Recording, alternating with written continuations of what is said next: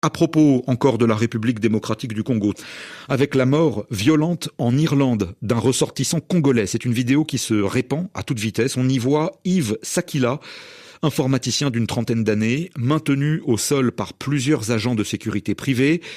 Ils lui plaquent le visage et ils exercent une pression très forte sur son cou. Yves Sakila déclaré mort quelques heures plus tard à l'hôpital Mater à Dublin. Les faits datent d'une semaine, mais ils prennent de l'ampleur au point qu'une manifestation pour réclamer justice a été organisée hier dans le pays, Sofiane Amazian.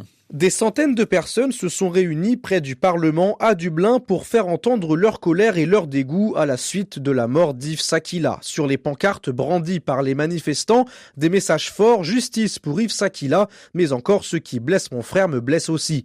La mort de l'homme de 35 ans a ému toute l'Irlande. Le Premier ministre Michael Martin s'est exprimé et a demandé une enquête approfondie, tout comme la leader du Parti social-démocrate et députée Holly Cairns. Autre témoignage, celui de la première femme noire élue en Irlande, la conseillère Yemi Adenuga.